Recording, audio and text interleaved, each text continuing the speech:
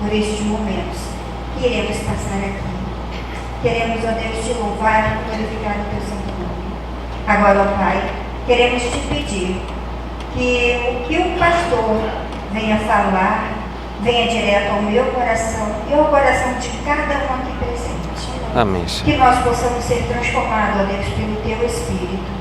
Que a tua boa mão esteja estendida sobre o nosso presbitério, sobre cada igreja que compõe o nosso presbitério. Esteja, Senhor, abençoando a vida do pastor que vai ministrar. Muito obrigada por tudo, em nome de Jesus. Amém. Amém. Boa noite, irmãos. É um privilégio muito grande estar aqui com vocês.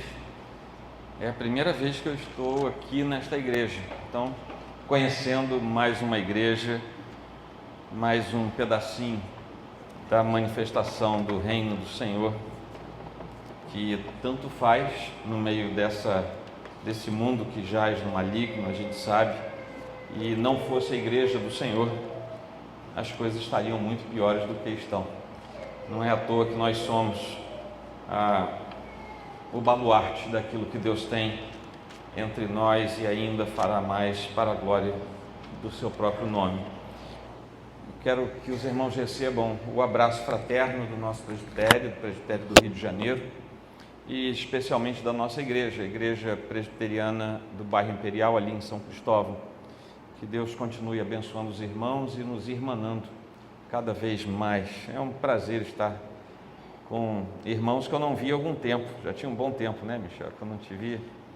Eu não sei se eu não estou reconhecendo mais alguém que eu conheço, mas é sempre muito bom a gente conhecer também mais um pedacinho do corpo de Cristo. Então, muito obrigado pelo convite. Que Deus nos abençoe ricamente nesta noite. Meus irmãos, o assunto é muito pertinente, é um tema muito sério, que de tempos em tempos a Igreja de Cristo precisa ser lembrada a respeito de alguns assuntos. O Senhor conhece quem nós somos, Ele nos fez, Ele nos conhece. Não é à toa que quando Ele institui a ceia, Ele próprio institui a ceia, Ele diz que aquilo ali era para a gente se lembrar dEle, era para fazer em memória dEle, porque até do Senhor, se bobear, a gente se esquece. Então, Deus ordena que a gente relembre as coisas, e é assim também com os nossos deveres enquanto Igreja de Cristo. Qual é a conexão que nós temos entre palavra e avivamento? E eu não gostaria de trazer apenas um estudo e também não era oportunidade de um sermão, então eu misturei as duas coisas, tá? Então vai ser metade sermão, metade estudo, é um negócio meio híbrido, vamos ver se dá certo no final. Mas eu tinha dois textos bíblicos em mente, e eu fiquei em dúvida nos dois, porque os dois me falavam a respeito da pregação da palavra, de um avivamento logo em seguida. O primeiro deles vocês acabaram de cantar, que é João 4, né, quando Jesus está com aquela mulher na beira do poço, e foi a palavra de Jesus que fez com que a mulher levasse a mensagem, e aquela cidadezinha foi toda ela mexida. As pessoas se converteram, as pessoas se avivaram, as pessoas reconheceram a chegada do Senhor. E o outro texto é o que eu escolhi, que está lá em Jonas, e eu escolhi porque a gente lê menos Jonas do que João. Jonas capítulo 3, eu vou ler com vocês o capítulo, que é bem curtinho, mas eu volto a dizer, não é um sermão expositivo, mas é uma base para a gente refletir, a gente sai e volta para o capítulo de vez em quando, tá bom? Eu vou ler na Nova Almeida atualizada, talvez haja uma palavra ou outra diferente aí da Bíblia de vocês. Mas assim diz o texto: a palavra do Senhor veio a Jonas pela segunda vez, dizendo: levante-se, vá à grande cidade de Nínive e pregue contra ela a mensagem que eu lhe darei. Jonas se levantou e foi a Nínive, segundo a palavra do Senhor. Ora, Nínive era uma cidade muito importante diante de Deus. Eram necessários 3 dias para percorrê-la. Jonas começou a percorrer a cidade, caminho de um dia, e pregava dizendo: ainda 40 dias e Nínive será destruída. Os ninivitas creram em Deus, proclamaram um jejum e vestiram roupa feita de pano de saco, desde o maior até o menor. Quando esta notícia chegou ao rei de Nínive, ele se levantou do seu trono, tirou os trajes reais, cobriu-se de pano de saco e sentou-se sobre cinzas. E mandou proclamar e divulgar em Nínive o seguinte: por mandado do rei e dos seus nobres, ninguém, nem mesmo os animais, bois e ovelhas, pode comer coisa alguma. Não lhes deem pasto, nem deixem que bebam água. Todos devem ser cobertos de pano de saco, tanto as pessoas como os animais. Então clamarão fortemente a Deus e se converterão, cada um do seu mau caminho e da violência que há nas suas mãos. Quem sabe, talvez Deus se volte e mude de ideia e então se afaste do furor da sua ira, para que não pereçamos. Deus viu o que fizeram, como se converteram do seu mau caminho, e Deus mudou de ideia quanto ao mal que tinha dito que lhes faria e não o fez. O finalzinho do capítulo anterior, o finalzinho do versículo 9, tem uma frase contundente, diz assim: ao Senhor pertence a salvação. E essa frase talvez seja o tema central desse pequeno livro de Jonas, um livro tão alvo de tanta celeuma, né? Um monte de gente achando que não é bem um texto, não é bem uma história, que seria uma parábola. Eu sou da velha guarda, eu acho que é um texto, eu acho que é uma história real, eu acho que Deus, se quisesse que fosse uma parábola, Ele teria dado uma dica para a gente. Isso aqui é uma parábola, como Ele faz lá nos Evangelhos. Mas não existe isso. Então é um texto. Essa é a grande declaração que permanece nas entrelinhas de todo esse livro. Ao Senhor pertence a salvação, Ele salva quem Ele quer. Ele salva do jeito que Ele quer, na hora que Ele quer, pela instrumentalidade que Ele próprio quer utilizar. Só Deus salva. E isso que se registra aqui no finalzinho do capítulo 2, versículo 9, é proferido por Jonas depois de 2 capítulos muito complicados na história dele. Deus manda que ele vá para um lugar, ele vai para outro, nós conhecemos bem essa história. Deus manda que ele vá para um lugar, ele vai para outro. Deus manda que ele fale com um determinado povo, ele foge e vai para outro lugar. Ele se mete num navio, tem problemas, as pessoas descobrem que é ele próprio confessa que ele é o causador de tudo.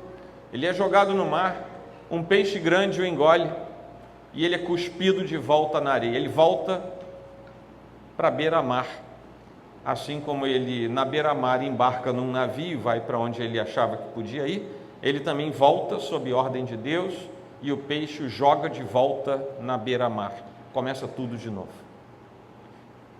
A viradinha do capítulo 2 para o capítulo 2 é como se estivesse resetando. Sabe o seu celular quando dá problema, você precisa resetar o celular? Voltar às configurações de fábrica? Quando você vira do capítulo 2 para o capítulo 3 de Jonas, é como se ele estivesse resetando a história. Por isso que o capítulo 3 começa dizendo assim: a palavra do Senhor veio a Jonas pela segunda vez. Por que isso? Porque o primeiro capítulo começa assim: a palavra do Senhor veio a Jonas. O capítulo 3 começa: a palavra do Senhor veio a Jonas pela segunda vez.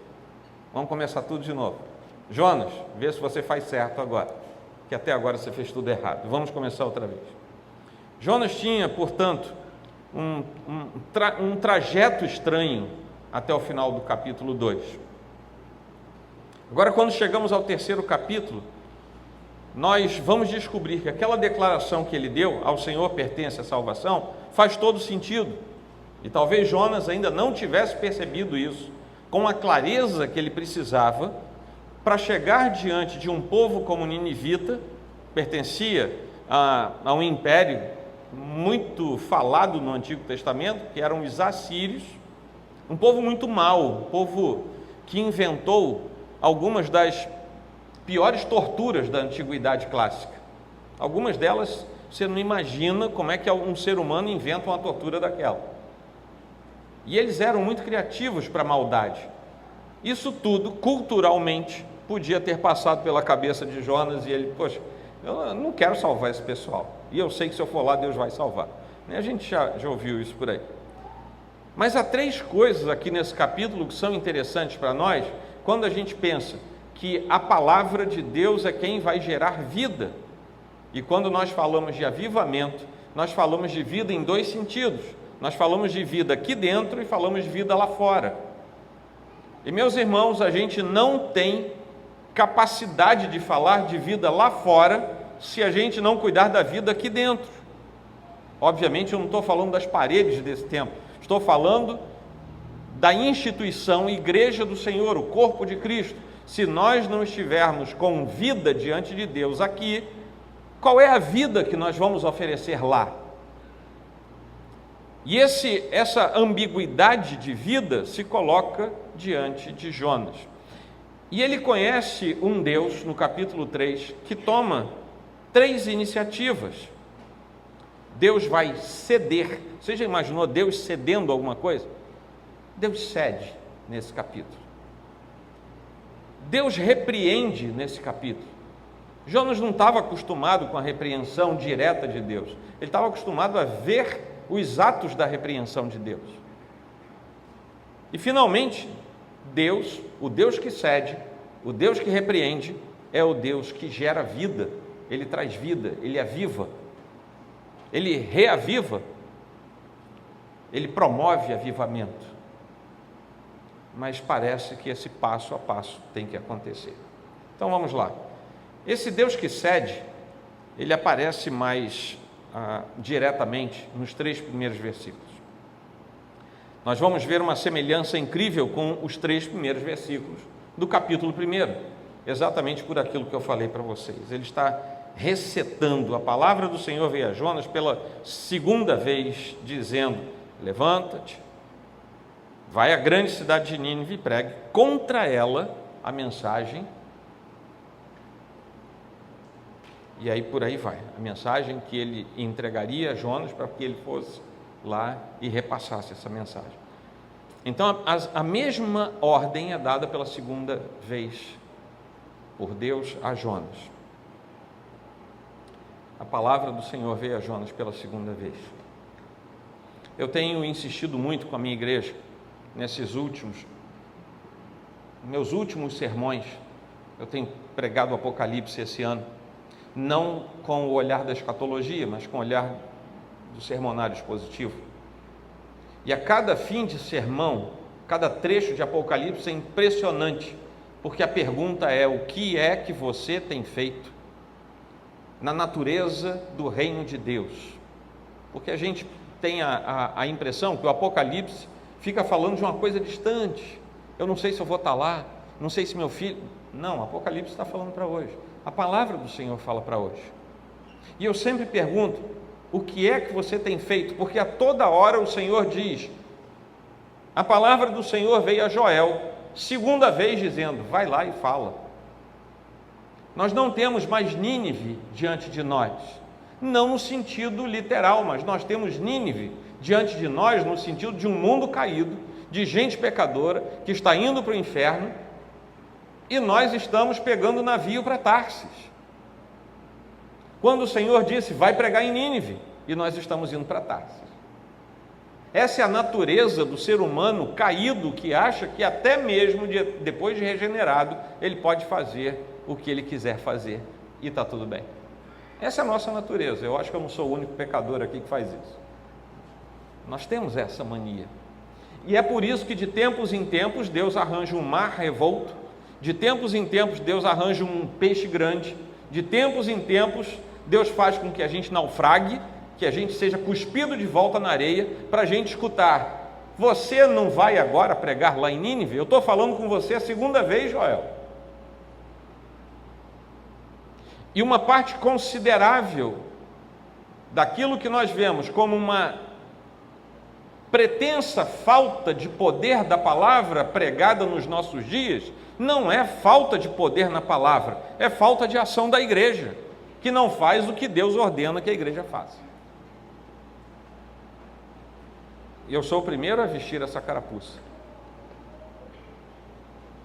Então lá está, capítulo 3, o botão de reset foi apertado, uma espécie de flashback, está retomando o capítulo 1, Deus dá uma segunda oportunidade a Jonas, porque a oportunidade para Nínive ainda não estava esgotada. Para salvar aqueles, Deus levanta o seu servo. Mas aí vem algo interessante, porque no meio de tudo isso, Deus demonstra que Ele não faz as coisas a não ser por meio da disciplina, mas também por meio da graça. E Deus faz isso com Jonas diretamente. Deus ergue sobre Jonas a disciplina dele próprio, mas agora, passado o mar revolto, passado o peixe grande, passado ser vomitado, agora vem a graça do Senhor sobre ele. E com aquela graça, retomando a sua vida e o seu chamado, Jonas se anima novamente. Pelo texto, capítulo 3, capítulo 4, a gente tem a impressão que Jonas não foi até as últimas consequências na sua caminhada com Deus, no sentido de entender exatamente o que Deus estava querendo dele, mas ele cumpre, mesmo a contragosto, aquilo que Deus tinha mandado que ele fizesse. Meus irmãos, num avivamento, Deus derrama tanto disciplina quanto graça. Ele precisa disciplinar a igreja para que a igreja consiga graciosamente e recebendo graça de Deus, levar o evangelho até os perdidos. Nós precisamos de um equilíbrio essencial daquilo que Deus nos dá. Se nós só tivermos a graça de Deus, nós, filhos de Deus, nós vamos crescer como filhos mimados. Se nós só tivéssemos a disciplina do Senhor, nós cresceríamos como filhos, não sei, talvez angustiados pelo resto da vida. O Senhor equilibra as suas ações com relação a nós que somos seus filhos. E quando Ele o faz, Ele quer que nós aprendamos a fazer a mesma coisa. Nós precisamos dizer para o mundo: ali na frente existe o inferno, ali existe o céu. Sem Cristo não há outro caminho a não ser o inferno. Com Cristo há o céu. Essa é a palavra da disciplina que o mundo entende. Não adianta que o mundo não vai entender nenhum compêndio de teologia. O mundo precisa escutar o preto e o branco. Nós pecamos. Cristo é o único meio para sair desse estágio de pecado. E uma vez saindo dele, haverá vida e vida em Deus. Ponto final. Mas isso tem que ser feito com graça. Assim como nós apresentamos essa palavra que aparentemente é dura, nós precisamos fazer isso com graça. E nós tiramos isso exatamente daquilo que Deus faz com cada um de nós. Através da sua disciplina, Deus purifica, Deus santifica o seu povo e nos chama a um padrão diferenciado. Meus irmãos, a mensagem da cruz não pode ser pregada por ninguém, a não ser por alguém que foi lavado no sangue do Cordeiro. Ninguém, nenhuma pessoa na face da terra que não seja filho de Deus é autorizada a falar em nome de Deus. Mas o contrário também é verdade. Nós fomos não só autorizados, como compelidos a falar em nome de Deus. E tantas vezes nós não fazemos isso. Por isso que a imagem de Jonas é uma imagem tão interessante. Ao mesmo tempo em que Deus faz isso, Ele derrama a sua graça. De maneira tão abundante que nós somos aliviados e acrescidos daquilo que Deus nos dá. Nós que somos crentes, nós experimentamos um reavivamento cada vez que Deus nos disciplina e nos derrama da graça sobre nós.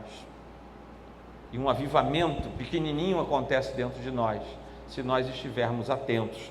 Esse avivamento, ele pode pegar fogo, né? Se tiver algum irmão pentecostal aí, daqui a pouco ele dá um glória, né? Mas a gente junto, um pertinho do outro, no sentido bíblico da palavra, nós embrasamos aquele ambiente em que nós estamos. E o Senhor opera através de nós. A graça também vai promover cura, cura nos relacionamentos, cura nas possibilidades, naqueles que são quebrantados, naqueles que têm o espírito abatido. É a graça do Senhor quem vai fazer isso. Voltando para Jonas, a essa altura do campeonato, Jonas não se arrependeu do seu pecado, da desobediência, mas ele sabe que é melhor ficar onde Deus mandou porque ele pensa, talvez, no seu coração: bom, se eu desobedeci da primeira vez e aconteceu tudo isso, se eu desobedecer da segunda, pode ser coisa pior. E ele então segue ali. Às vezes, meus irmãos, quando Deus procura nos despertar para algo que ainda adoece o nosso coração, aquilo dói. Porque,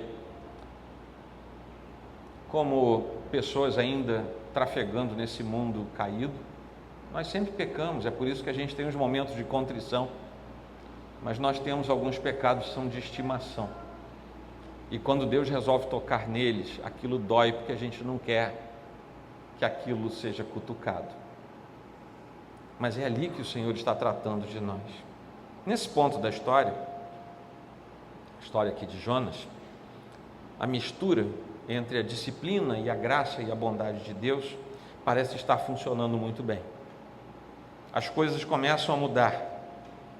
Considerando aquilo que já tinha sido feito, desde o primeiro capítulo, agora ele está considerando também prosseguir na sua obediência. Ele prefere, o nosso Deus, prefere continuar tratando de nós através da graça do que ter que nos corrigir sempre. E parece que aqui Jonas estava entrando por esse caminho de ficar mais sob a graça do que sob a correção. Quando a graça é recebida, nós precisamos compartilhar a graça. Se Deus salva um profeta rebelde, impenitente, como estava acontecendo ali, Ele não salvaria uma cidade inteira que era impenitente, mas que ainda não o conhecia como Deus? Se Ele salva o profeta que, sabendo quem era Deus, resolve desobedecer, Deus graciosamente não salvaria uma cidade inteira? Que nós lemos aqui que era uma cidade importante diante de Deus. Por alguma razão, Deus tinha gente ali para salvar. Até que lá no versículo 10 nós vamos ver que Deus viu o que eles fizeram, como se converteram no seu mau caminho, e era isso que Deus queria que acontecesse. Deus vai lidar com Nínive da mesma forma pela qual Ele lidou com o próprio Jonas. Assim como disciplina e graça tiveram efeito sobre Jonas, disciplina e graça teriam efeito também sobre Nínive. Deus nos deu a palavra, Deus nos deu o Santo Evangelho, Deus nos equipou com o seu Santo Espírito, para que mesmo se não tivermos instrução elevada, adequada, nós possamos abrir a nossa boca e o Senhor vai enchê-la com aquilo que é necessário. Se Jonas não soubesse nada, ele teria chegado em Nínive, teria aberto a sua boca e Deus teria enchido a sua boca do mesmo jeito, trazendo salvação para aquela cidade. Um dos problemas que nós temos com relação à palavra de Deus não é o efeito da palavra, é o fato de nós não a usarmos, buscando vida daqueles que estão próximos a nós. E quando nós pensamos em avivamento e pensamos nas ações do avivamento que Deus pode produzir, nós nos lembramos dos grandes avivamentos da história. Um desses grandes avivamentos é a causa de estarmos aqui sendo crentes evangélicos, que foi a própria Reforma Protestante, que é considerado um avivamento no meio da história. Mas quando nós olhamos para aquilo que Deus nos deu e olhamos para o que está ao nosso redor, nós vamos ver como nós somos parecidos com esse homem aqui. Quantas pessoas nós conhecemos? Quantas pessoas você conhece? Talvez agora você não consiga fazer essa conta. Quantos vizinhos você tem? Talvez você saiba pelas portas próximas a você. Quantos primos você tem? Quantos tios você tem? Quantas pessoas dessas todas? E aí você vai ver, é só você pegar a agenda do seu celular que você vai ver quanta gente tem contato com você, quantas dessas pessoas já ouviram falar do Evangelho de Cristo. E meus irmãos, nós estamos preocupados com o que acontece do outro lado do Atlântico. Claro que tem gente perdida, a gente precisa se preocupar. Mas o avivamento precisa começar dentro de casa. O avivamento precisa começar onde nós estamos. Vida é gerada onde existe vida. A palavra de Deus é viva e é eficaz. Se você tem a palavra de Deus e recebeu de graça a palavra de Deus, por que é que você, e esse você não é você indivíduo, é o você geral, por que é que você não usa essa palavra de Deus graciosamente como você a recebeu? Quantas pessoas já estariam no caminho do Senhor hoje, através de você, se a sua boca se abrisse mais, assim como depois de um tempo a boca de Jonas se abriu. A palavra de Deus tem o efeito único de gerar vida na alma humana, mas ela não vem sozinha, ela precisa ser pregada, ela precisa ser instada, ela precisa ser guiada até os ouvidos e o coração de quem está perto de nós. Talvez nós sejamos enganados por nós mesmos, achando que estar na igreja dominicalmente já é o suficiente. Meus irmãos, nós chegamos à igreja para sermos instruídos pela palavra de Deus, mas compete a nós lá fora usar essa mesma palavra com a qual nós somos instruídos para levar a mensagem da salvação para quem está ao nosso lado. Isso é gerar vida. Não é à toa que a Escritura diz que é pelo fruto que você conhece a árvore. Quantos frutos eu já dei na minha vida?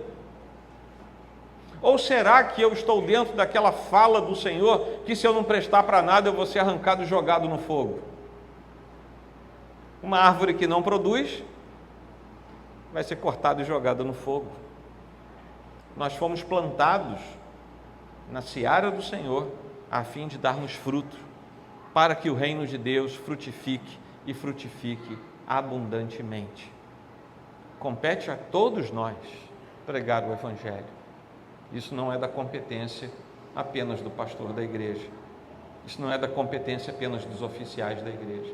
Todos os filhos de Deus foram chamados para pregar o Evangelho. A palavra de Deus nos foi dada. A palavra de Deus gera vida. É a palavra de Deus quem aviva o que nós somos, e é a palavra de Deus saindo de nós com a graça do Senhor e com a ação do Espírito Santo que vai gerar vida em quem está perto de nós. Mas esse Deus que cedeu a Jonas, ele refreia os seus atos. Ele também é o Deus que, por ceder, envia Jonas. Ele refreou o que ele ia fazer, deu uma segunda oportunidade a Jonas, e agora ele vai enviar Jonas. E é nesse ponto que, antes de tudo, Deus precisa repreender Jonas. Aquele Deus que tinha acabado de ceder, ele botou Jonas no lugar, e ao enviar Jonas, ele disse: olha, o que você tem para falar lá para Nínive não é boa notícia. Você vai ter que falar uma coisa ruim para poder depois dar boa notícia para eles. Você já deve ter se deparado com aquela pessoa do seu relacionamento que é boa, sabe, gente boa. Você deve conhecer um monte de gente boa, que você fala assim para os seus irmãos aqui da igreja: fulano só faltava ser crente. Não tem gente que a gente fala assim? Só faltava ser crente. Ou seja, faltava tudo. Mas a gente vê que a pessoa é bacana, sabe? Tem um bom caráter, tem boa índole. O sujeito realmente não faz mal a ninguém, não deflora ninguém, não rouba ninguém, não furta nada, não fala mal de ninguém, é um exemplo de pessoa. Aí você vai falar do Evangelho para essa pessoa, ela diz assim: eu não sei por que eu preciso me converter.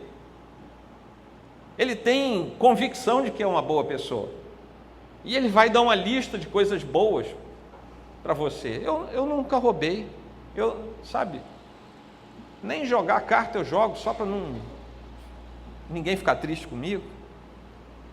Nunca traí minha mulher ou meu marido, não faço nada de errado.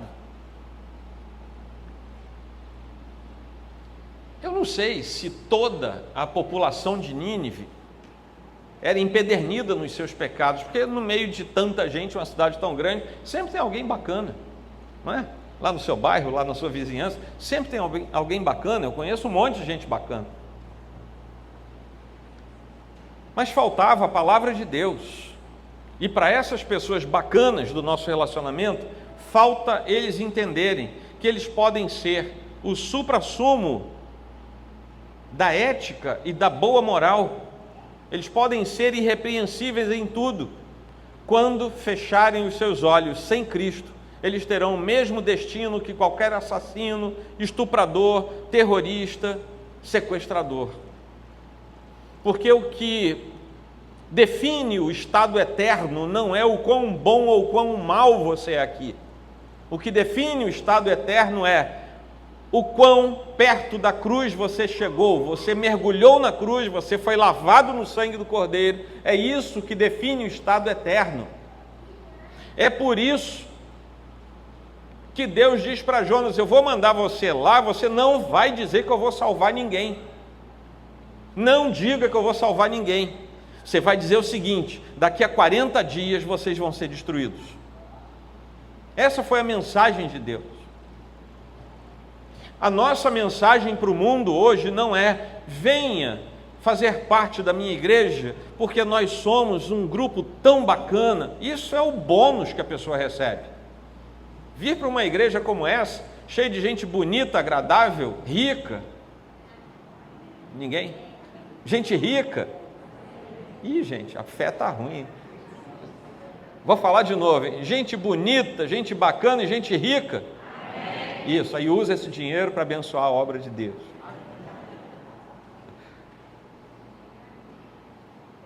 O que a gente tem que falar para o mundo é: daqui a 40 dias o Senhor vai destruir essa cidade.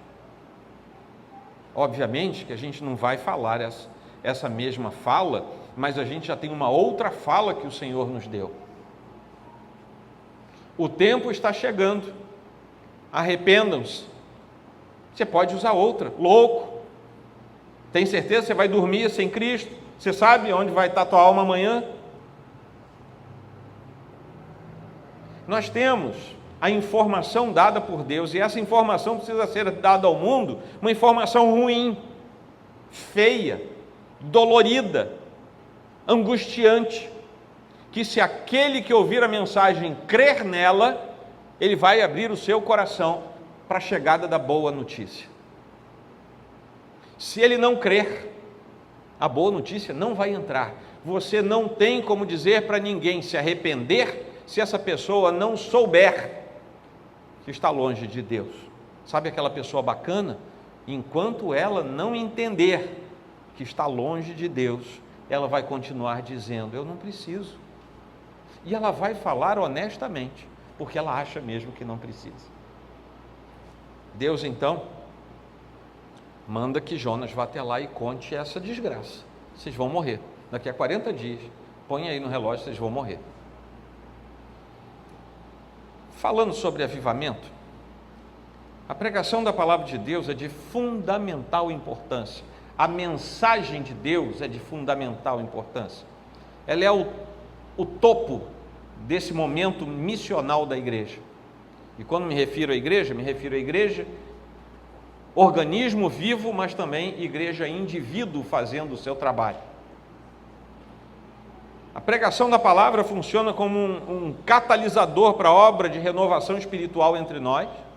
Deus precisa nos renovar o tempo todo, porque a gente vai parando no meio do caminho, a gente vai se enferrujando. E Deus precisa nos renovar o tempo todo. Sem renovação, nós não temos ânimo. Os pastores estão acostumados, o sujeito entra na igreja, ele se converte. Ele parece que vem com a bateria de lítio desses carros importados. Espera 3 anos, que se nada acontecer, o sujeito está sentado com um cara de que horas termina o culto. Porque isso somos nós, essa é a nossa natureza. É por isso que o Senhor tem que nos renovar de tempos em tempos.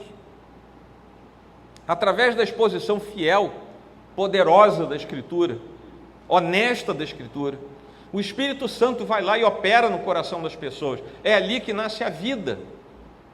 É ali que vem o avivamento numa pessoa que antes estava morta. E esse avivamento é a resultante do avivamento em quem leva a mensagem.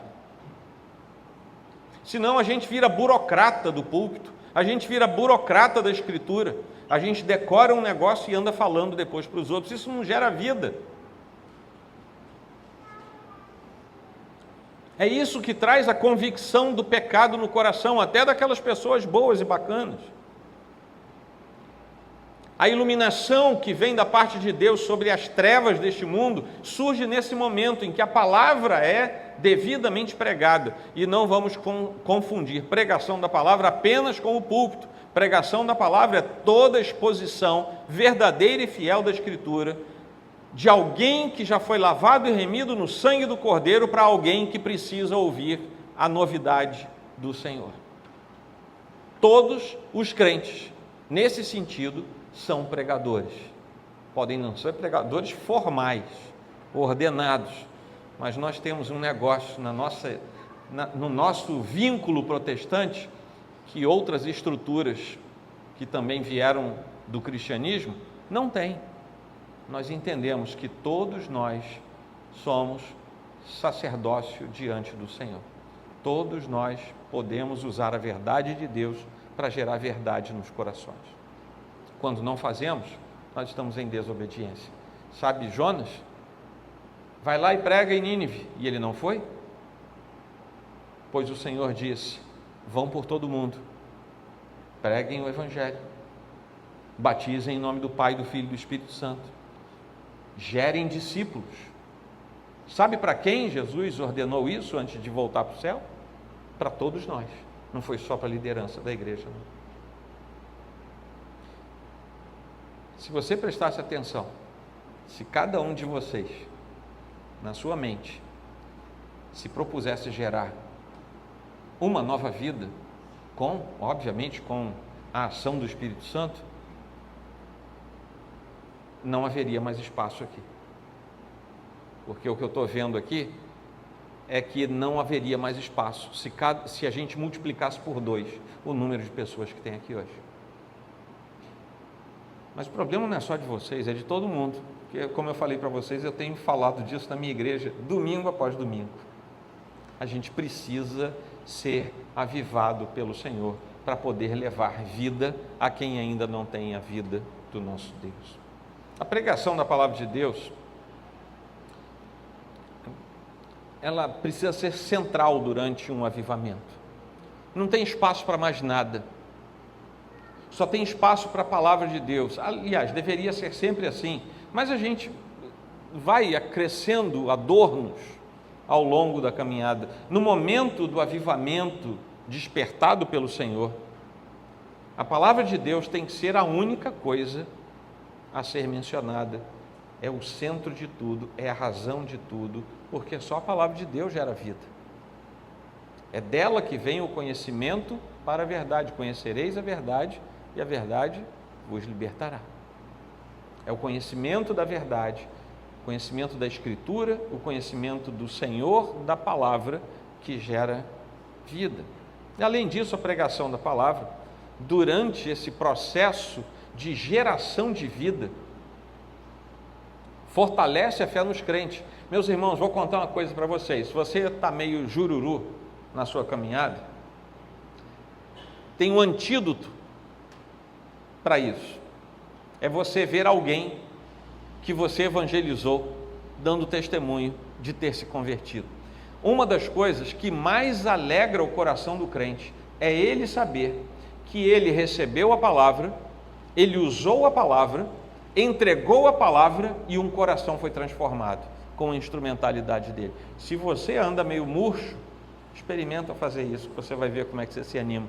É interessante que todas as vezes que nós pretendemos gerar vida, o Senhor gera vida em nós também. Ele nos renova, Ele nos aviva, nos reaviva a cada momento dessa caminhada.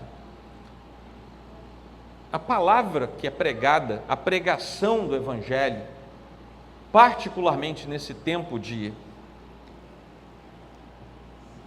avivamento, de novidade que o Senhor nos dá, inspira e motiva a igreja de Cristo.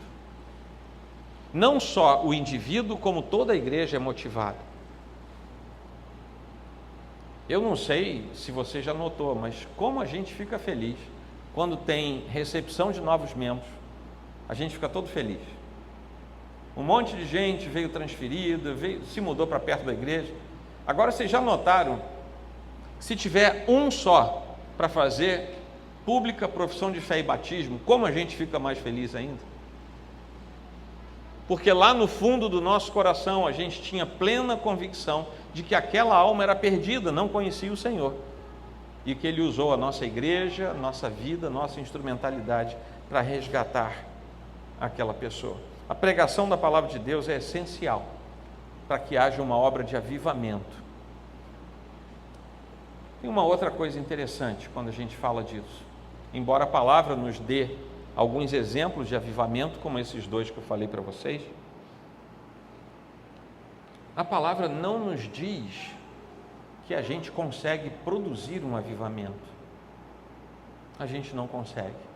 A gente tem que estar pronto para a hora que Deus quiser promover um avivamento em larga escala. Existem dois tipos de avivamento estudados na academia. Um deles é aquele avivamento de larga escala, o grande avivamento da Escócia, o grande avivamento que aconteceu no México, a própria reforma. Mas existem avivamentos que são constantes e que acontecem em nós e onde nós estamos o tempo todo. Esse avivamento, que é a geração de vida que nós temos ao longo da nossa caminhada, quanto a esse, a Escritura nos dá alguns caminhos. Os meios de graça, a comunhão dos santos, isso vai gerando vida, vai retroalimentando a nossa vida e a gente se dispõe a levar vida às pessoas. Quanto àquele outro, aquele grande que a gente gosta de ler na história, o que Deus fez, como as sociedades foram transformadas, quanto a esses, aí a gente tem que esperar a ação de Deus. Bom, voltando aqui para o livro de Jonas, a ênfase agora não está mais no pecado daquela cidade. É interessante como a narrativa do texto sai da cidade pecaminosa e se encaixa em Jonas. O que estava acontecendo lá na cidade já era sabido, já era reconhecido, já estava em conformidade com a ordem que Jonas tinha recebido pela segunda vez. Ele já sabia. Mas agora Jonas recebe uma mensagem que é a seguinte: você vai lá, você vai dizer o que está acontecendo, você vai dizer que eu vou acabar com a cidade e não vai tentar convencer ninguém. Você só vai chegar lá e dizer que eu mandei falar isso. E aqui nós temos um outro gatilho para aquilo que nós temos que fazer, buscando o avivamento a partir da pregação da palavra de Deus. Não é da competência do Filho de Deus convencer ninguém, porque nós não conseguimos convencer o coração de ninguém. Não há como, gente, a gente não consegue. E isso deve ser um alívio para a gente, porque Deus nos manda simplesmente ir lá e graciosamente entregar um recado. Quem levou isso à frente também foi o apóstolo Paulo. Vocês lembram que ele falou que nós somos embaixadores de Cristo? Vocês lembram? Todo mundo lembra? O que é um embaixador? Eu contei isso para vocês lá no seminário, não, né? Não lembro, está vendo? Que aluno, rapaz, não lembro mais nada. O que é um embaixador, gente? Nesses conflitos diplomáticos tem por aí, oi? Representante. Eu não te ouvi. Representante. O embaixador vai lá, vamos trocar em miúdos o que a gente acha que é hoje. O embaixador está munido das intenções do seu próprio país, ele vai lá no outro país e tenta fazer com que haja os melhores acordos possíveis. Acordos comerciais, acordos políticos, nem todos devem ser da licitude que nós imaginamos. A gente imagina que a diplomacia é algo nobre, né? Nem tudo deve ser, não sei, eu não ando por lá, nem tudo deve ser. Mas a gente pensa no embaixador, naquele sujeito que representa, vai lá, negocia, ele entrega um pouco ele pega um pouco, ele abre um pouco de mão daquilo que ele traz do seu próprio país para poder ganhar um pouco mais do outro. Negociação. É isso que vocês acham que seja embaixador hoje? É, gente? Mais ou menos isso, né? Só que Paulo fala isso há 2.100 anos atrás. Quase esse tempo atrás. Embaixador era outra coisa. O embaixador daquele tempo não negociava, porque só tinha embaixador de um lugar. E o embaixador daquele tempo era do Império Romano. Só. E ele não tinha, por função, negociar. A função do embaixador não era negociar. Quando Paulo fala, nós somos embaixadores de Cristo, ele está usando algo que era do seu tempo, não do século 21, mas era do século I. O embaixador naquele tempo era o seguinte, prestem atenção. Eu sou um general romano. Cheguei com minhas tropas, fiquei aqui no alto dessa colina, vocês estão vendo aqui a colina, e aí embaixo está o reino de vocês.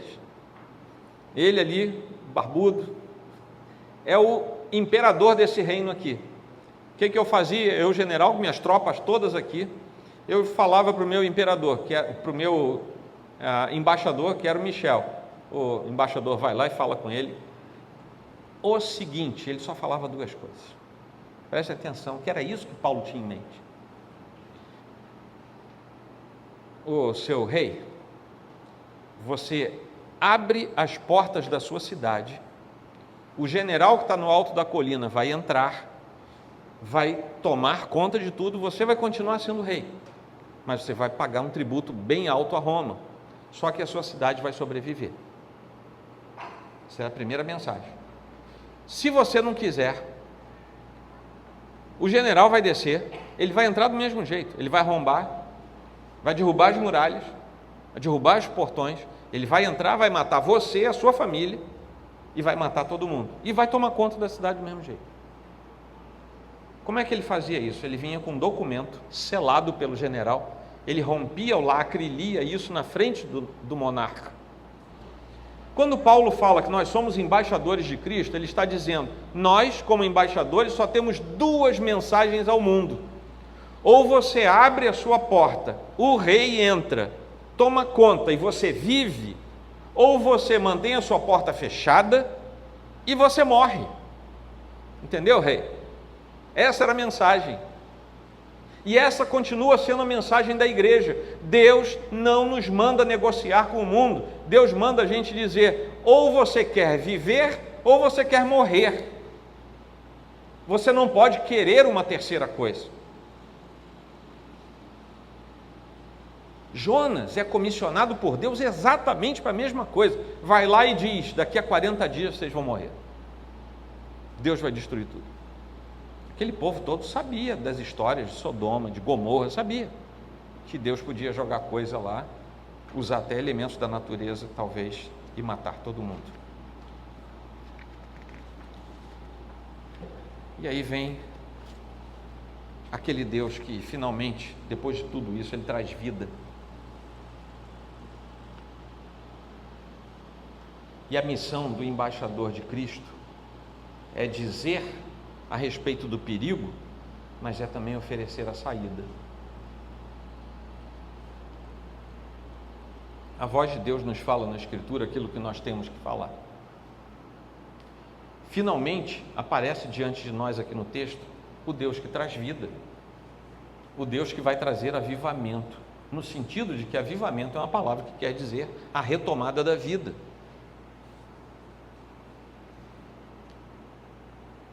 E o que nós vamos ver aqui é um grande avivamento em Nínive, numa cidade pagã, uma cidade idólatra, uma cidade mundana. Jonas não chegou lá dizendo para o rei de Nínive, você nos próximos 7 domingos vai dar os 7 passos para o avivamento. Não, ele não falou isso. Ele não falou, vocês vão assistir o meu programa na TV e vocês vão fazer uma campanha financeira para sustentar o meu programa. Ele não falou isso. Ele não ofereceu benefícios. Ele foi lá e disse, o Senhor manda dizer que vocês vão morrer. Mas houve uma comoção.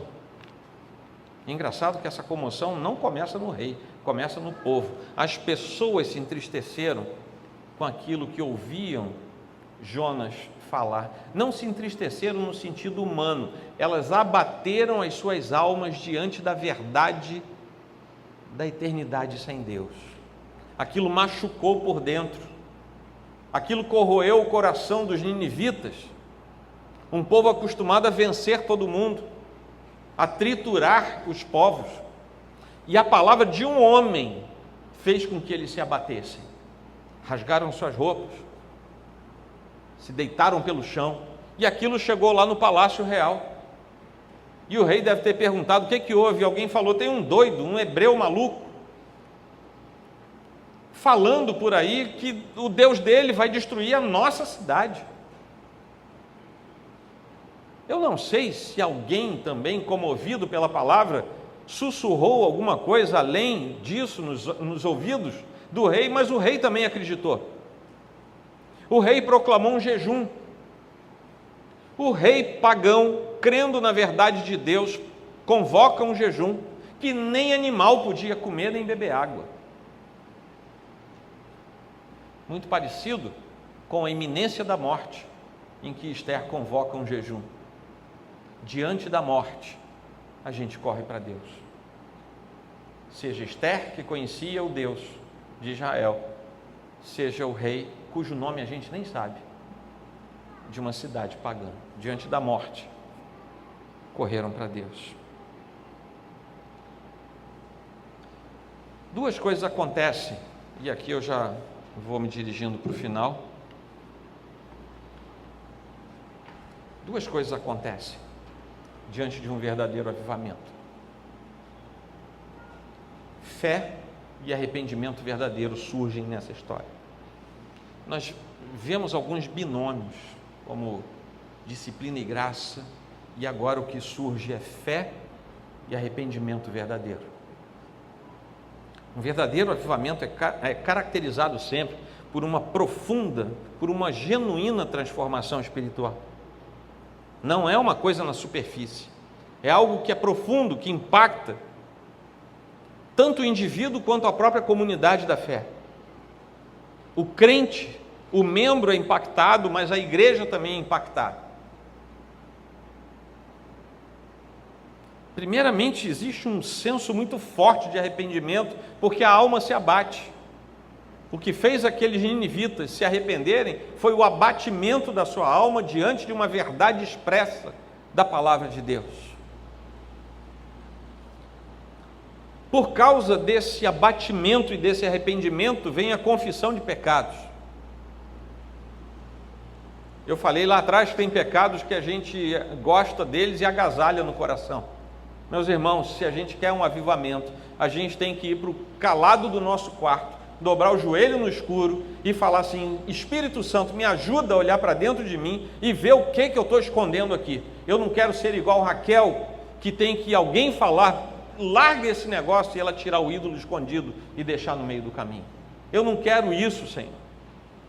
Eu não quero que alguém precise tirar os tapetes do chão da minha tenda para descobrir o que eu enterrei. Eu quero resolver isso com o Senhor. E essa contrição profunda nos leva a uma novidade na caminhada com o Senhor. Esse arrependimento é acompanhado por uma restauração, exatamente porque a gente deixou o que não prestava ao pé da cruz, e aquela restauração acontece. A santidade é restaurada na nossa vida.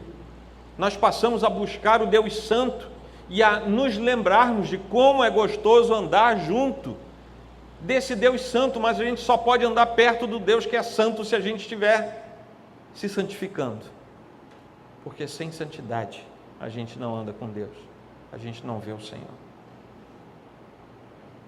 Aí a gente começa a gostar novamente de andar segundo os preceitos da Escritura de Deus.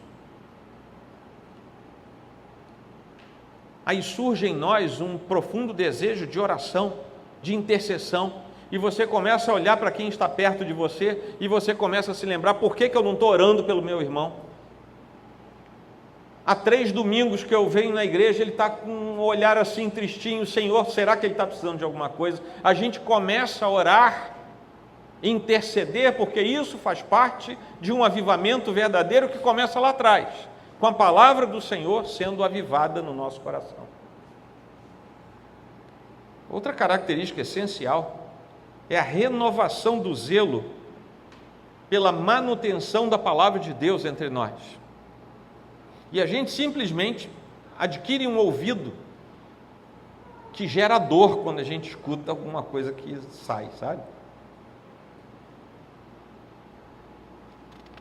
Estudar a palavra de Deus retoma em nós a graça que às vezes a gente perde no meio do caminho.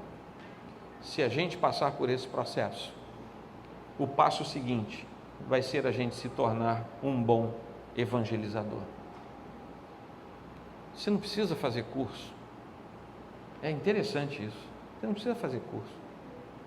Você só precisa se lembrar quem você era e quem você é agora. Só isso, o antes e o depois. Quando você conta isso para as pessoas e você diz que a causa da mudança foi a palavra de Deus, você não precisa falar mais nada. E você não precisa ser ex-nada também. Você só precisa ter sido pecador e agora não ser mais pecador, no sentido soteriológico da palavra. Eu me lembro que em 2005, 2006, faz muito tempo, eu fiz um curso e tinha um exercício lá, porque éramos irmãos de várias nacionalidades, inclusive de gente de país que você não pode pregar o evangelho. E eu me lembro que tinha um treinamento para você aprender a pregar o evangelho em 3 minutos. É isso mesmo, 3 minutos. Era um treinamento, principalmente por causa daqueles irmãos. Então, eles falavam para você pegar um papel e você botar ali informações do que você era, lá embaixo do que você é agora. E no meio você dizer como é que Deus alcançou você. E você ia treinando aquilo ali até que você conseguisse falar o antes, o depois, com a ação de Deus, em no máximo 3 minutos, que era o tempo que eles imaginavam que o sujeito saía da bugada e ia dedurar que você estava pregando o evangelho para ele. Então, por exemplo, você está numa universidade, alguns eram professores universitários em países em que o evangelho era proibido. Eles treinavam, e quando o aluno ou um colega, principalmente aluno, dava alguma abertura, eles faziam isso, eles tinham um exercício, eles pregavam em até 3 minutos e saíam de perto. O que Deus vai fazer com isso a gente não sabe, mas deve ter um monte de gente em igreja subterrânea por aí que ouviu falar do Senhor em 3 minutos. A gente não precisa de 3 horas. Se a gente não for tão sucinto para falar em 3 minutos, a gente pode falar em 5, em 10. Mas a gente não precisa nem fazer curso para isso. Você sabe o que Deus fez com você. Amém, queridos? Voltando aqui para o texto de Jonas, lá no versículo 5 surge a fé. Os ninivitas creram em Deus. Eles não apenas acreditaram. Você já deve ter visto gente andar pela rua, né, com camisa escrito fé, só fé. Você não sabe fé em quem, fé em quê, mas é fé. É fé. Tem uma coisa errada em usar essa camisa? Não, não é isso não. Mas o que eu quero dizer é que a pessoa que usa nem sempre sabe dizer fé em quê. Lá em Tiago 2,19, tem um versículo muito curioso que diz que até os demônios creem em Deus e tremem diante dele. Tremem não no sentido de amá-lo e tremer diante da sua majestade, mas tremem, eu acho que é de raiva de Deus, não sei, né? Estou chutando aqui, tá? Se você falar que eu disse isso por aí, eu vou negar. Mas deve ser mais ou menos isso. Eles sabem quem é Deus, sabem da distância eterna que eles têm e eles tremem. Não sei. Tiago não foi tão explícito assim. Nós precisamos ir além do Deus existe, eu sei que Ele existe. Você crê em Deus? Crê. Quando o sujeito olha para cima e faz assim, você diz, não é esse Deus que eu estou falando. E a gente precisa apresentar o Deus verdadeiro. porque as pessoas passaram a confundir Deus com outra coisa. Aquele rei se afastou do trono porque ele também creu, e creu de verdade. Convocou toda a sua cidade. Ele se afasta do trono quase como que dizendo: eu não vou ficar nesse trono, porque eu reconheço que tem alguém que é maior do que eu. Vou deixar meu trono vazio enquanto eu me relaciono com Deus, até resolver o meu problema com Ele. Mas é muito curioso o início do versículo 9. Vejam só o que diz aqui. Ele manda todo mundo jejuar, clamar a Deus. Aí olha como é que começa o versículo 9. Quem sabe? Quem sabe, né, gente? Quem sabe? Depois da gente fazer isso tudo, quem sabe Deus não muda de ideia? Quem sabe os 40 dias vão passar e Deus não vai mais destruir a gente? Quem sabe? Quem sabe? Pode ser a fala daquela pessoa para quem você pregou, que você disse para ela: rapaz, o inferno existe. Se você não conhecer Deus como seu único e suficiente Salvador, é para lá que você vai.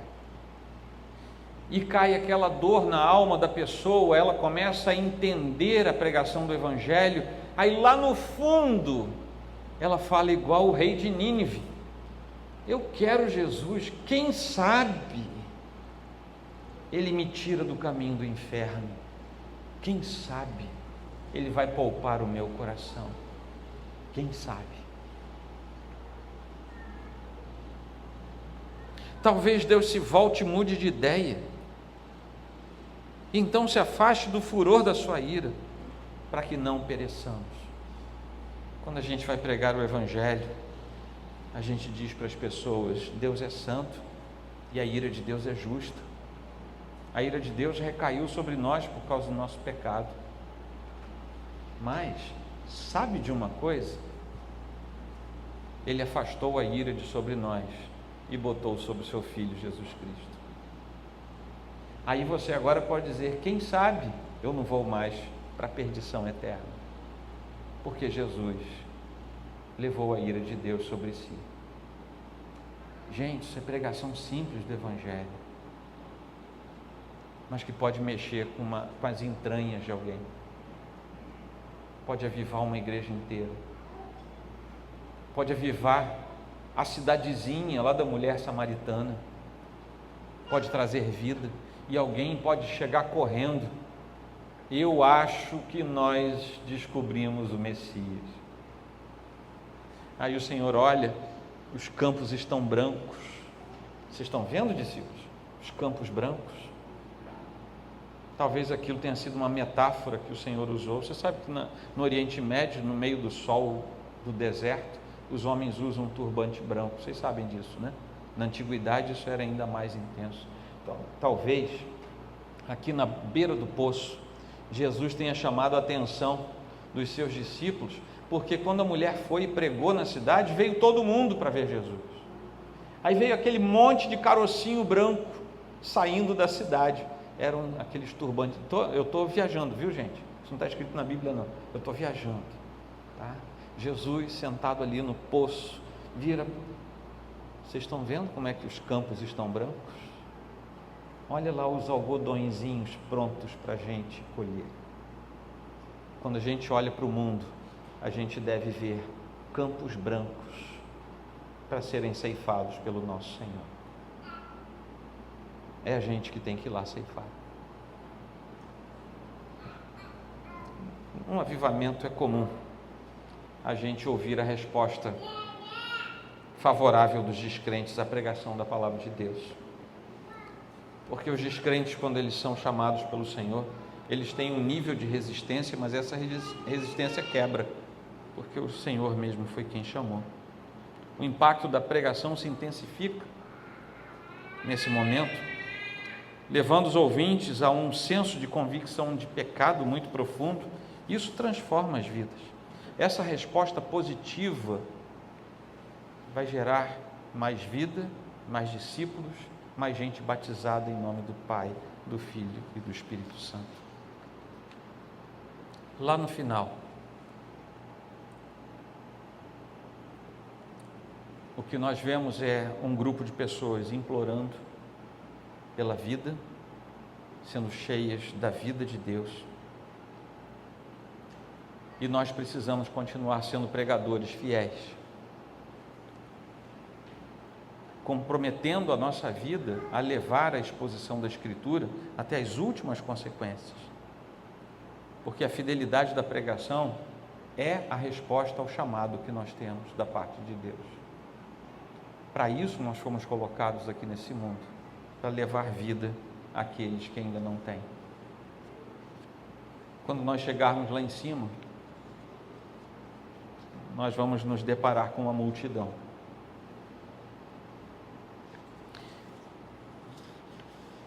E eu fico sempre pensando assim, a nossa pregação é tão simples, não é? Eu falei para vocês, tem que ser coisa simples. E lá no fundo a gente pensa assim, não é possível que Deus tenha usado uma coisa tão simples assim. Não é possível. Aí vai chegar um dia em que a gente vai chegar num portal, eu imagino, é tudo imaginação, tá? Eu chego, aí eu ouço alguém dizendo, você pode entrar. Quando eu entro, tem uma multidão. Aí quando eu olho assim, falo, meu Deus, eu falei uma coisa tão boba, como é que Deus usou aquilo para converter? Eu nunca ia imaginar que fulano estava aqui em cima comigo. Eu só orei.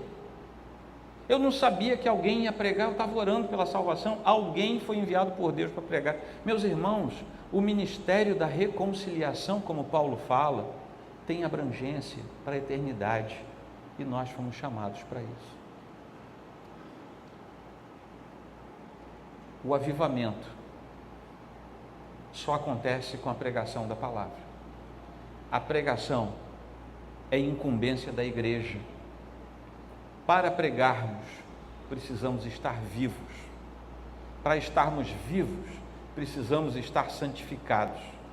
Para estarmos santificados, precisamos estar operosos, desejosos de que Deus faça a real obra em nós primeiro, para depois fazer nos outros. Amém, queridos? Que Deus nos abençoe. Vamos inclinar nossa fronte.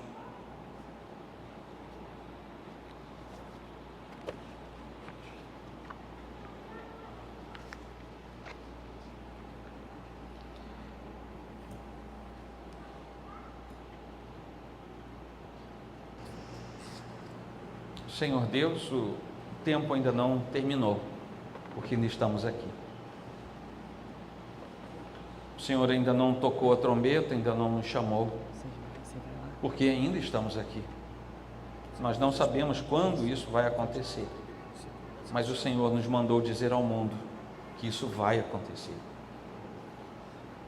Prepara, Senhor, esta geração.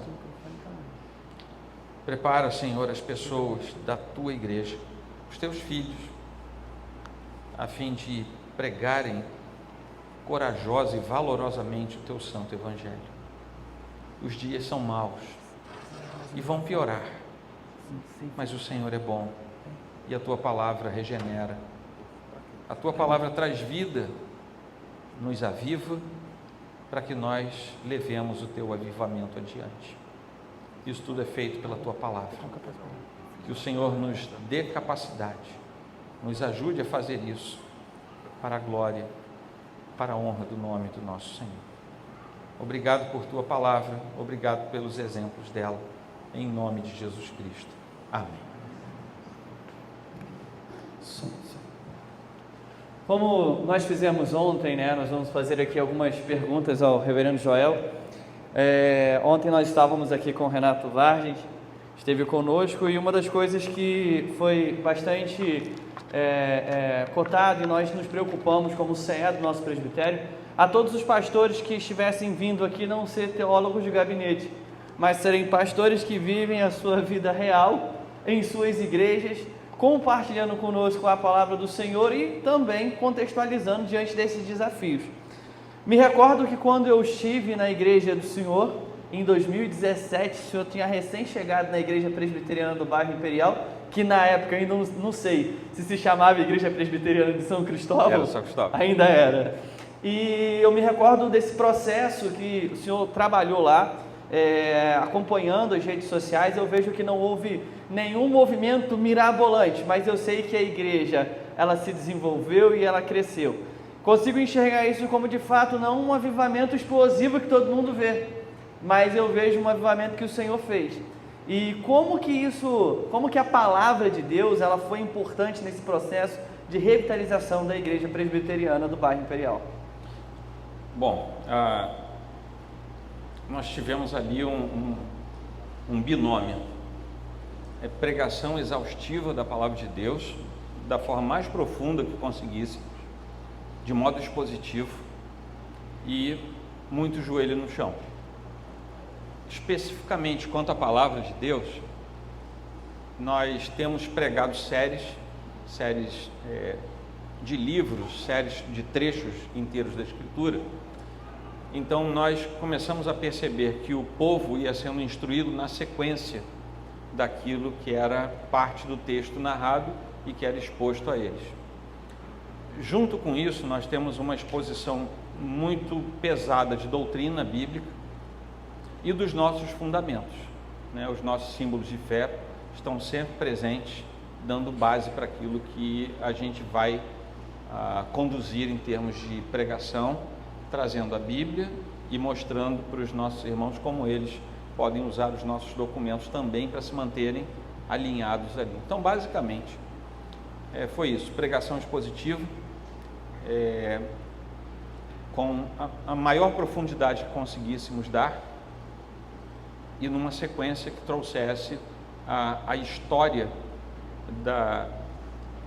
do crescimento do povo de Deus em determinado momento para os dias de hoje. Legal. E uma outra pergunta logo em seguida: ninguém reclamou? Poxa, essa igreja só fala da Bíblia? Reclamou. Eu tenho que ser honesto, né? Reclamou sim. Num projeto de revitalização, você quase faz a virada do capítulo 2 para o 3 aqui, né? Você reseta e começa tudo de novo.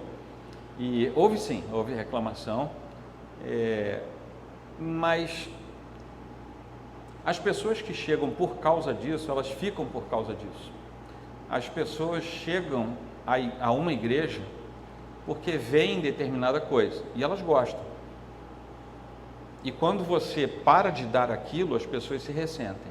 Então, por exemplo, se eu tivesse lá todo domingo eu desse um iPhone de presente, as pessoas iam gostar, elas iam ficar na igreja na expectativa de ganhar um iPhone, entendeu? Aí o dia que eu parasse de dar, elas iam embora.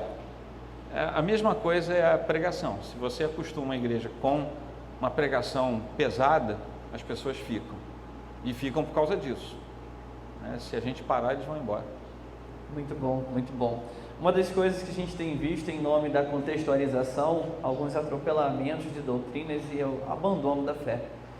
Como ser um pregador fiel às Escrituras, mas contextualizando ao tempo a qual nós vivemos, porque a igreja tem mudado, as pessoas têm mudado, a sociedade não é mais igual era, principalmente no mundo pós-pandemia, onde a comunhão pós-pandemia tem se tornado algo extremamente difícil. Como então permanecer fiel, sendo atual, para contextualizar e comunicar o Evangelho? A gente busca levar para a igreja a contextualização para que eles entendam o mundo e saibam dar resposta ao mundo. A nossa igreja não é uma igreja com atrativos, tá? Uma igreja, enfim, não tem atrativo, tá? Nenhum. E, no entanto, hoje o nosso hall de membros passa de 80% de jovens. Então eu só posso crer que Deus levou esse pessoal para lá por alguma razão. Eu vendo esse público muito jovem, eu preciso dar a eles subsídios porque eles estão exatamente onde o jovem deveria estar. Estão na faculdade, estão começando sua vida, estão começando vida conjugal, enfim. E a gente precisa dar respostas. A gente anualmente tem um encontro, uma jornada teológica com temas. Esse ano a gente vai falar de transhumanismo, a ética cristã e o transhumanismo. Eu já estou até fazendo merchan, né? Vai ser agora, dia 17, é um sábado inteiro. Mas são temas que a gente traz exatamente para fazer com que as pessoas entendam o que está acontecendo lá fora. Né? Transhumanismo, só para vocês... porque esse prefixo trans está tão comum agora, né? Mas o transhumanismo é um princípio que vem da filosofia e que trata, entre aspas, do melhoramento do ser humano em vários aspectos. Por exemplo, a robótica avançada, a lógica paraconsistente, os elementos de biotecnologia, tudo isso tem a ver com transhumanismo. Inteligência artificial em alta escala tem a ver com transhumanismo. Então, é preciso que a gente pare para pensar quais são as correspondências éticas de um verdadeiro cristão nesse mundo. Como é que eu vou usar tudo isso? Eu vou jogar fora? Não, mas como é que eu vou usar sendo ainda um verdadeiro cristão? Entendeu? Então, a gente precisa interagir para isso, para que a gente tenha respostas adequadas a dar. Muito bom, muito bom. Você disse na sua mensagem, né, quando a graça é recebida, nós precisamos compartilhar essa graça, e logo em seguida você fez uma observação, que às vezes o cara chega com a bateria de lítio aí, extremamente potente, e daqui a pouco para. A gente sabe que esse momento de estagnar, isso acaba levando a igreja, se ela vive esse momento de estagnação, a quase um clube social onde amigos se encontram e deixa rapidamente de ser uma agência propagadora do Evangelho. Se isso foi ou é algum tipo de desafio que você enxerga na igreja presbiteriana do bairro Imperial, como que o senhor tem agido, né, diante dessa situação, e qual seria o conselho para quem está revitalizando, né, porque também é um desafio na revitalização? Sim, esse esmorecimento parece que é uma coisa normal, não era para ser, mas parece que é uma coisa normal. Nós somos de uma igreja tradicional e parece que isso é mais intenso entre nós. Não é. Isso é coisa de crente, seja ele do mais reteté ao mais tradicional. Isso é coisa nossa, o ser humano é assim. Só que nós externamos isso de maneira mais nossa, mais presbiteriana. Nós somos mais quietos nessas coisas. E existe o perigo, em alguns lugares, de você manter elementos visíveis que vão dar a ilusão de que isso não está acontecendo. Então você tem muita atividade, você tem muito programa, você tem muita coisa, e as pessoas podem achar que está tudo muito bem, e nem sempre está. Às vezes é só a programação. Isso é um desafio para nós, é para mim lá, e eu creio que seja para a maioria das igrejas. Uma das coisas que eu indico é que a gente deve ter afinidade espiritual, os irmãos precisam ter afinidade espiritual. A nossa afinidade não pode ser apenas social, cultural, isso é muito bom, mas não pode ser só ela. Precisamos orar uns pelos outros de verdade. Eu não sei se acontece com vocês ou só eu que sou pecador. Alguém pede oração, você diz assim, você põe até a mãozinha lá no WhatsApp, orando, e você não ora. Você já notou isso? A gente tem que ter cuidado, gente. Aí, quando eu percebi que eu estava fazendo, estou confessando meu pecado aqui para vocês. Quando eu percebi que eu estava fazendo isso, aí eu combinei com minha esposa, a Roberta. Toda vez que um de nós dois receber um pedido de oração, a gente vai parar o que está fazendo e vai orar. Aí a gente põe lá orando e a gente orou. Mas se a gente não tiver alguns elementos de vigilância, a gente começa até a mentir para os outros. Eu estava mentindo, né? Orando, a mãozinha lá, e eu não ia orar por ninguém. Né? No máximo eu pensava, puxa, alguma coisa assim. Mas, e outra coisa que eu tenho estimulado muito, terminados os cultos, as atividades, que a gente, antes de entrar nas nossas brincadeiras, na nossa conversa, que é boa, isso tudo precisa acontecer, que a gente guarde uns minutinhos depois, entre o final do culto e esse nosso lado social, que a gente fala assim, rapaz, o que você viu hoje no sermão? O que fez diferença na sua vida? sabe, é a gente terminar, a bênção foi impetrada, aí a gente dá aquela ruminada antes de fazer outra coisa. Isso às vezes tem um efeito positivo no coração da gente. É como se a gente desse uma acordada antes de ir embora. Precisa aplicar no coração, né? Entendi. Reverendo Joel, muito obrigado. O senhor não trouxe o livro do senhor não, né? Não. Deus salve a... Não, está esgotado, só a versão digital. Só a versão digital, mas quem quiser, ele tem um excelente livro. Pode fazer a propaganda do livro, tá em qual plataforma? Está no Kindle, está lá, para falar a verdade eu não lembro o valor, mas está lá no Kindle, quem tiver como ler está lá, é só botar Joel Teodoro no Kindle que vai aparecer. É um excelente livro.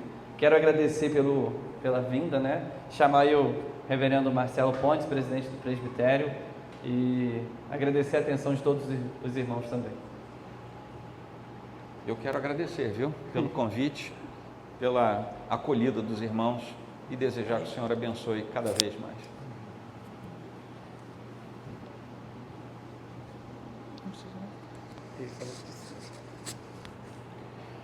Queridos, nós já estamos chegando ao fim desse segundo dia. E eu espero que você tenha assimilado cada palavra, porque é palavra de Deus para o seu coração, para o meu coração, para o nosso coração. Já nos prepara para amanhã. Em cada palavra eu fui imaginando que à tarde nós teremos, que à tarde nós estaremos conversando sobre missão urbana, sobre o que é sair daqui com os nossos corações cheios da graça e do Espírito Santo e fazer exatamente tudo quanto foi dito aqui. Falar e anunciar o Evangelho ao nosso vizinho, aquele que está próximo a cada um de nós. A palavra do reverendo Joel sobre se cada um de nós que aqui está tivesse conseguido convencer uma outra pessoa a estar aqui, estaríamos com a igreja cheia. Eu quero te desafiar amanhã a fazer isso. Amanhã às 16h30 nós estaremos aqui, mais uma vez. E que você motive aquelas pessoas que não vieram hoje. Digam, olha, nós temos uma missão. E nessa missão nós precisamos ser nutridos, precisamos crescer, ser fortalecidos. E é isso que nós estamos fazendo aqui nesses 3 dias. Que você seja um agente de transformação. Que você seja um embaixador do Rei. Hoje e sempre. Nós não poderíamos deixar de lembrar de algo.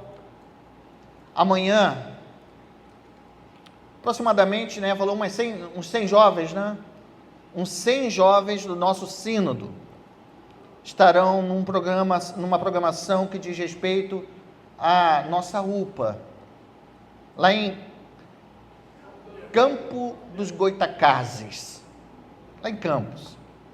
Sairá um ônibus daqui, nós vamos orar para que Deus leve os nossos jovens até aquele santo lugar. Que eles possam ir em segurança. E que, acima de tudo, quando eles chegarem lá, a palavra ministrada ao coração deles possa despertá-los para a pregação do Evangelho. Temos que nos preocupar com a nossa geração. Você pai, mãe, tio, não importa.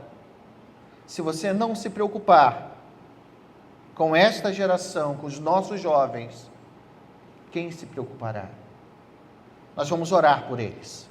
Não apenas pelos jovens do nosso sínodo, mas por cada um deles que estará naquele lugar. Para que Deus poderosamente, através da palavra, possa reavivá-los. Que eles voltem para suas igrejas, para suas casas, transformados pelo poder do Espírito.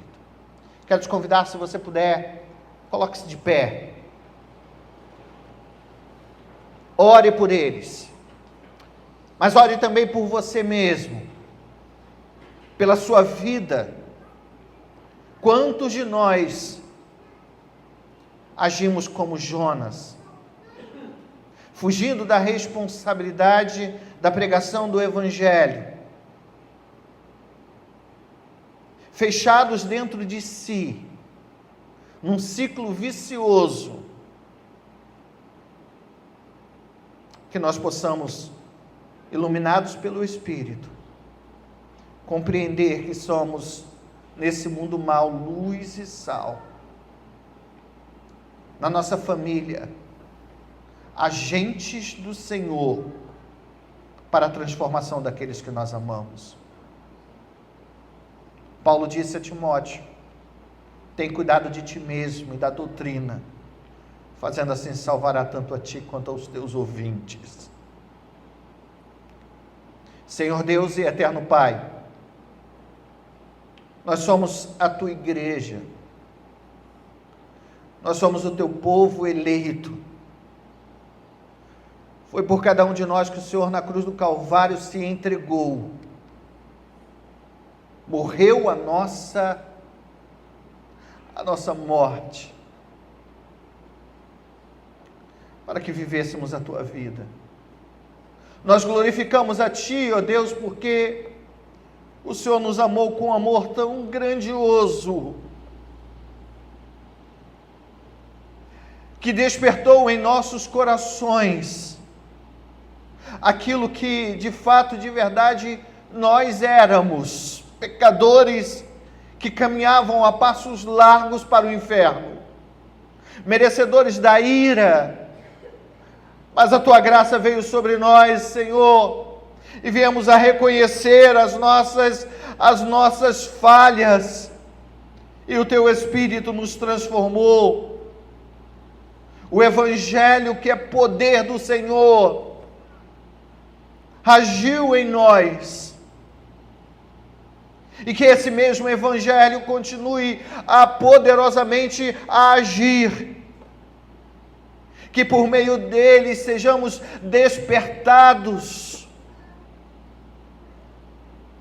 para a urgência da tua palavra, da pregação.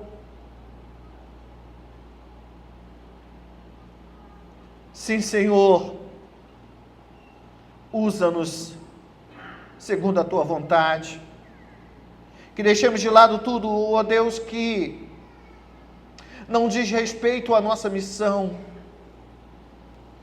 e que venhamos a ser santificados pela tua palavra, para que possamos ver,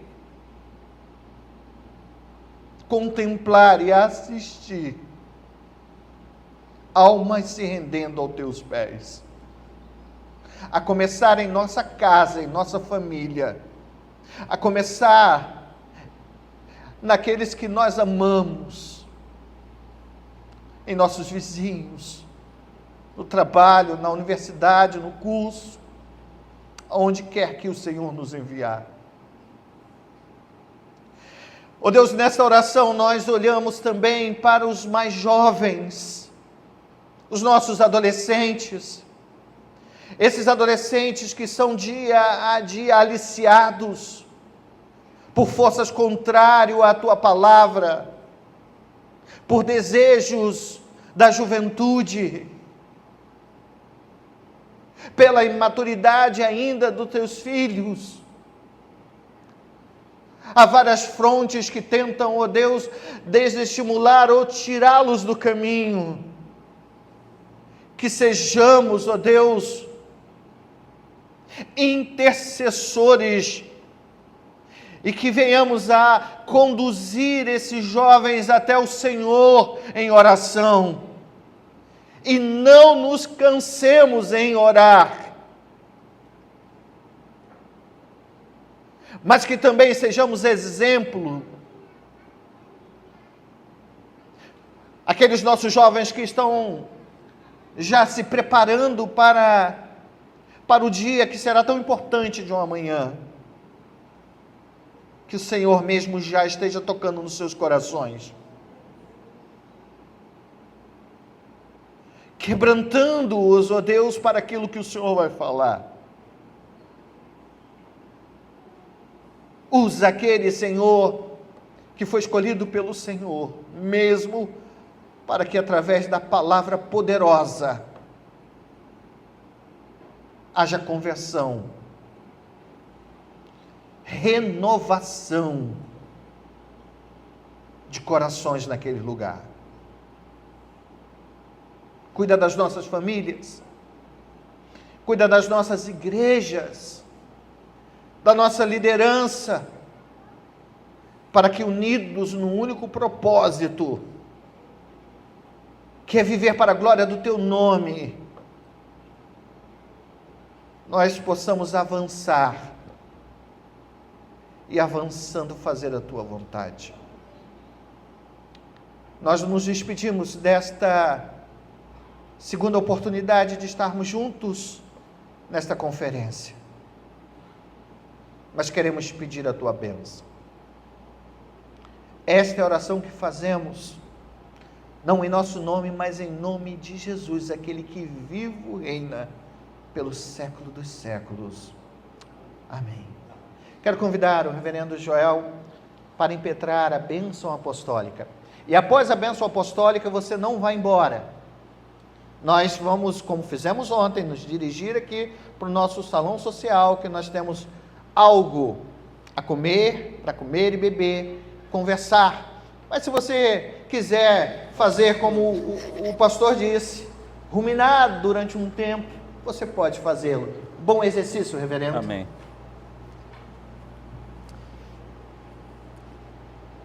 E que a graça do nosso Senhor e Salvador Jesus Cristo, o amor de Deus, nosso eterno e bendito Pai, e o consolo e a direção do Espírito Santo, restem sobre todo o povo de Deus, o povo do Senhor aqui reunido, e o povo do nosso Pai esparso por toda a face da terra, e não somente hoje, mas para todo sempre. Amém. Amém.